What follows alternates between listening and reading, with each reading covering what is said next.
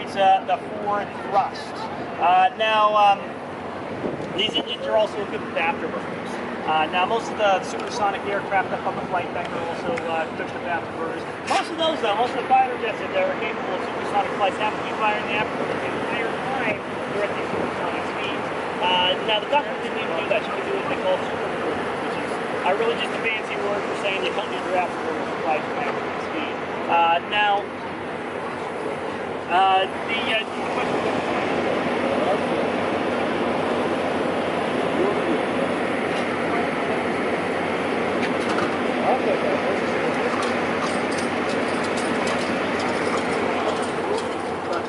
Break the sound barrier. It isn't a concrete wall, but your drag spikes, and then once you're through, it goes down again. And that's one good reason for it is the transonic range. It's a weird range of speeds from just a little bit before Mach 1 to about Mach 6. He's absolutely right. It does increase your drag. That increases your the amount of fuel you're going to consume with a regular engine. If you can power through that zone really quickly with these afterburners, you're actually going to end up saving fuel in the long run. Now, there's another reason you need afterburners for the Concorde. That's on takeoff. If you didn't have these afterburners, you're going to have an extra long runway for the Concorde. With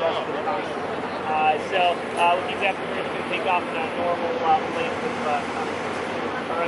normal length of a runway.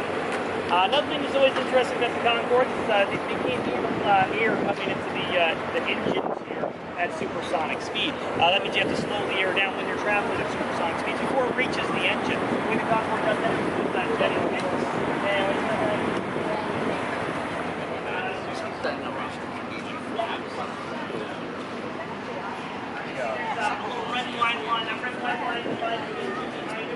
The jet intakes in front of it.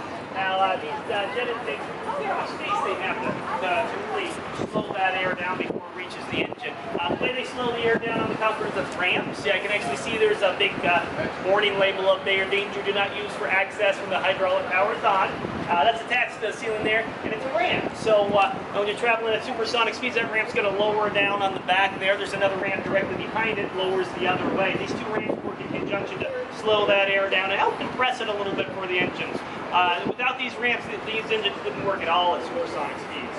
Now, it seems like they're pretty simple, right? They're just ramps, but the angle these ramps have to be at any particular speed and elevation is it's kind of tedious to adjust for. So Concorde actually installed the first digital computer for any civilian aviation project. Now, it was only one computer the Concorde had on board, and it was to control these ramps.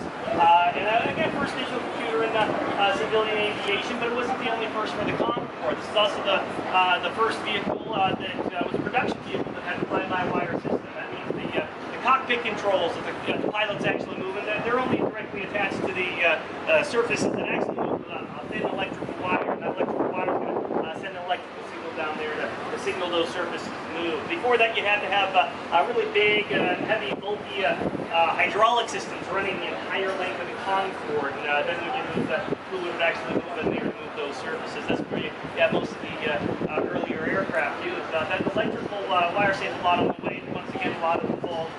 It wasn't just flight surfaces that moved the Concorde through the air, but also the engine thrust was controlled in there as well. So were the brakes. The brakes also have another first. That's the first use of carbon fiber brakes. Anywhere. They were first developed for the Concorde.